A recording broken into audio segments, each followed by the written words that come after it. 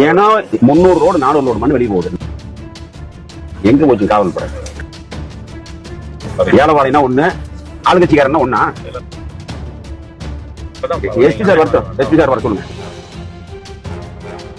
Sir. கட்டளை போட்டு படுத்துவேன். மணல் மாஃபியாக்கள் மன தேனா 400-500 லோடு மண்ணல் தானே, அதுக்கு தெரியாத கண்ணுக்கு. சாயந்தரமான கணக்கு வரணும். பணம் வாங்குறது போலீஸா நோட் பண்ணிக்கிட்டு இருக்குது. கரூர் மாவட்டம் நெரூர் அடுத்துள்ள மல்லம்பாளையம் காவிரி ஆற்றில் சட்டவிரோத மணல் திருட்டில் ஈடுபட்டதாக 5க்கும் மேற்பட்ட டிப்பர் லாரிகள் மற்றும் 5 ஹிட்டாச்சி வாகனங்களை முன்னாள் அமைச்சர் எம்.ஆர். விஜயபாஸ்கர் கட்சி நிர்வாகிகளுடன் சென்று சிறைப்பிடித்தார். இதுகுறித்து செய்தியாளர்களை சந்தித்து பேசி அவர் தெரிவித்திருப்பதாவது: கரூர் மாவட்டம் நெரூர் அருகே காவிரி ஆற்றில் அரசு பர்மிட் செய்த வாரி போல செயல்பட்டு வருகின்றது. இந்த இடம் மட்டுமின்றி 3 இடங்களில் கோடிக்கணக்கில் கொள்ளையடிக்கப்பட்டு வருகின்றது. தினம்தோறும் 2 முதல் 3 கோடி வரை இதிலிருந்து வெளியே செல்கின்றது. பலமுறை காவல்துறை, வருவாய்த்துறை, மாவட்ட ஆட்சியர் உட்பட அனைவரிடமும் புகார் கொடுத்தும் இதுவரை எந்த நடவடிக்கையும் எடுக்கப்படவில்லை.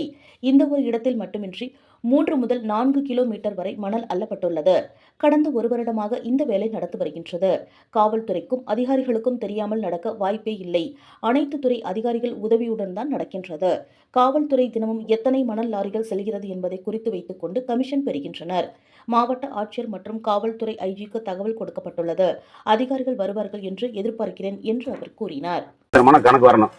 பணம் வாங்குறது போலீஸா நோட் பண்ணிக்கிட்டு இருக்குது. எஸ்பி சார் வர வரைக்கும் ஒதுக்கணும். சார்